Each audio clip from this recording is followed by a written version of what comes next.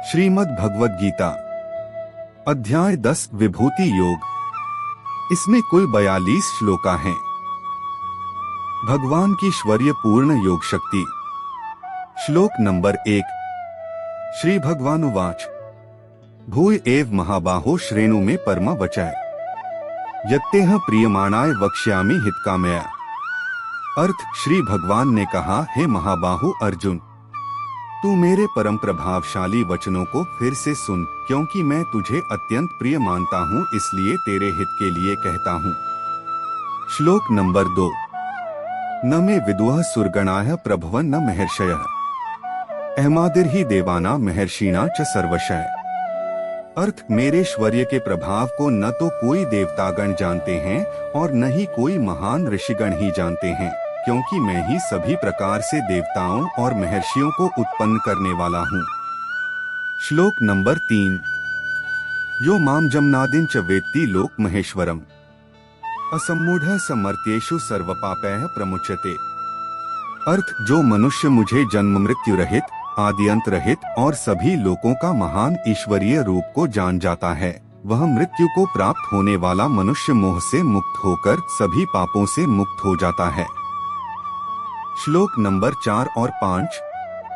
बुद्धिर्ज्ञानम सम्मोह क्षमा सत्यं दमः शमः सुखं दुःखं भवो भावो भयं चाभयमेव च अहिंसा समता तुष्टिस्तपो दान यशो यशः भवन्ति भावा भूतानां मत्त एव पृथग्विधा है। अर्थ, संशय को मिटाने वाली बुद्धि, मोह से मुक्ति दिलाने वाला ज्ञान, क्षमा का भाव, सत्य का आचरण, इंद्रियों का नियंत्रण, मन की स्थिरता, सुख दुख की अनुभूति, जन्म मृत्यु का कारण, भय की चिंता, अहिंसा का भाव, समानता का भाव, संतुष्ट होने का स्वभाव, तपस्या की शक्ति, दानशीलता का भाव और यश की प्राप्ति में जो भी कारण होते हैं, यह सभी मनुष्यों के अनेकों प्रकार के भाव मुझसे ही उत्पन्न होते हैं। श्लोक नंबर 6। महर्षयः सप्त पूर्वे चत्वारो मन्वस्तथा मद्भावा मानसा जाता येषां लोक इमाः प्रजाः। अर्थ, सातों महान ऋषि और उनसे भी पहले उत्पन्न होने वाले चारों सनकादि कुमारों तथा स्वयंभू मनु आदि, यह सभी मेरे मन की इच्छा शक्ति से उत्पन्न हुए हैं।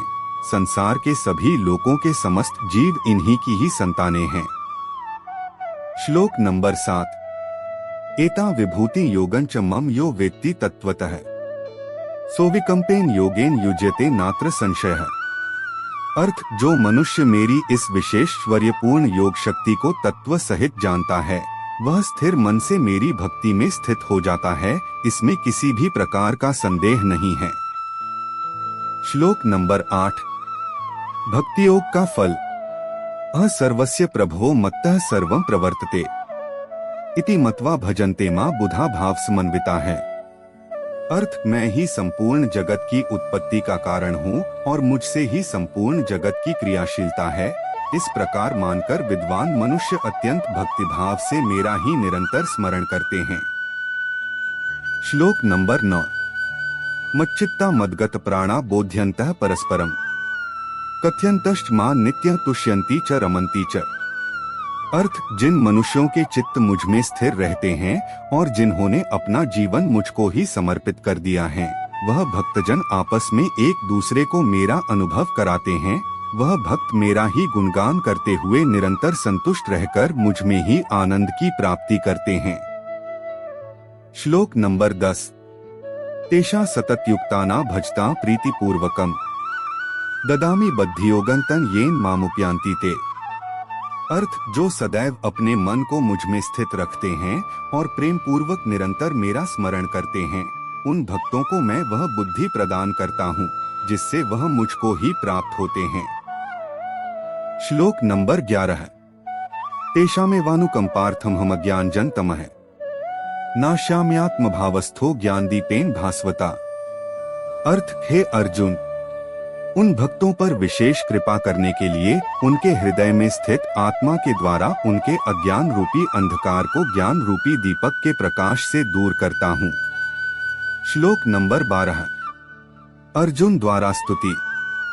अर्जुन उवाच परम ब्रह्मा परं धाम पवित्रं परम भवान् पुरुषं शाश्वतं दिव्यमादिदेवमजं विभुम् अर्थ अर्जुन ने कहा, हे कृष्ण, आप परमेश्वर हैं, आप परब्रह्म हैं, आप परमाश्रय दाता हैं, आप परम शुद्ध चेतना हैं, आप शाश्वत पुरुष हैं, आप दिव्य हैं, आप अजन्मा हैं, आप समस्त देवताओं के भी आदिदेव और आप ही सर्वत्र व्याप्त हैं। श्लोक नंबर 13।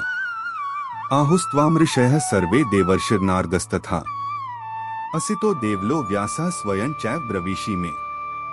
अर्थ, हे कृष्ण, जो अब आप स्वयं मुझे बता रहे हैं, यह तो सभी ऋषिगण असित, देवल और व्यास तथा देवर्षि नारद भी कहते हैं। श्लोक नंबर 14।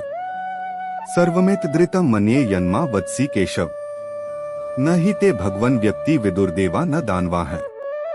अर्थ, हे केशव, जो यह सब कुछ आप मुझे बता रहे हैं, उसे मैं पूर्ण सत्य रूप से स्वीकार करता हूँ। हे प्रभु, आपके स्वरूप को न तो देवतागण और न ही असुरगण जान सकते हैं। श्लोक नंबर 15।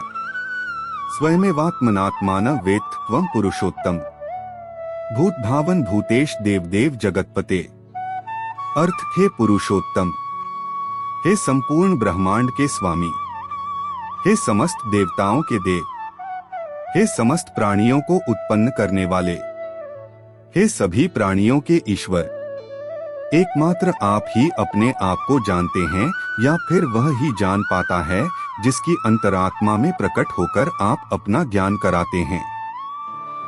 श्लोक नंबर 16। अर्जुन द्वारा भगवान के ऐश्वर्यों के वर्णन के लिए प्रार्थना। वक्तुमर्हस्य शेषेण दिव्या ह्यात्म विभूतयः याभिर्विभूतिभिर्लोकानिमास्त्वं व्याप्य तिष्ठसि। अर्थ, हे कृष्ण, कृपा करके आप अपने उन अलौकिक ऐश्वर्यपूर्ण स्वरूपों को विस्तार से कहिए जिसे कहने में केवल आप ही समर्थ हैं, जिन ऐश्वर्यों द्वारा आप इन सभी लोकों में व्याप्त होकर स्थित हैं। श्लोक नंबर 17। कथं विद्यामः योगिनस्त्वा सदा परिचिन्तयन् केषु केषु च भावेषु चिन्त्योऽसि भगवन्मया। अर्थ, हे योगेश्वर, मैं किस प्रकार आपका निरंतर चिंतन करके आपको जान सकता हूँ और मैं आपके ईश्वरीय स्वरूप का किन किन भावों से स्मरण करूँ। श्लोक नंबर 18। विस्तरेणात्मनो योगं विभूतिं च जनार्दन भूयः कथय तृप्तिर्हि शृण्वतो नास्ति मेमृतम्। अर्थ, हे जनार्दन, अपनी योग शक्ति और अपने ऐश्वर्यपूर्ण रूपों को फिर भी विस्तार से कहिए, क्योंकि आपके अमृत स्वरूप वचनों को सुनते हुए भी मेरी तृप्ति नहीं हो रही है। श्लोक नंबर 19। भगवान द्वारा अपने ऐश्वर्यों का वर्णन। श्री भगवानुवाच हन्ते कथयिष्यामि दिव्या ह्यात्म विभूतयः प्राधान्यतः कुरुश्रेष्ठ नास्त्यन्तो विस्तरस्य में। अर्थ, श्री भगवान ने कहा, हे कुरुश्रेष्ठ, हाँ, अब मैं तेरे लिए अपने मुख्य अलौकिक ऐश्वर्यपूर्ण रूपों को कहूँगा, क्योंकि मेरे विस्तार की तो कोई सीमा नहीं है। श्लोक नंबर 20। अहमात्मा गुडाकेश सर्वभूताश्च स्थितः अहमादिष्ट मध्यं च भूतानामन्त एव च। अर्थ, हे अर्जुन, मैं समस्त प्राणियों के हृदय में स्थित आत्मा हूँ और मैं ही सभी प्राणियों की उत्पत्ति का, मैं ही सभी प्राणियों के जीवन का और मैं ही सभी प्राणियों की मृत्यु का कारण हूँ। श्लोक नंबर 21।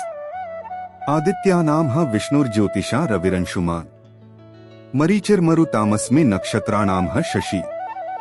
अर्थ, मैं सभी आदित्यों में विष्णु हूँ, मैं सभी ज्योतियों में प्रकाशमान सूर्य हूँ, मैं सभी मरुतों में मरीचि नामक वायु हूँ और मैं ही सभी नक्षत्रों में चंद्रमा हूँ।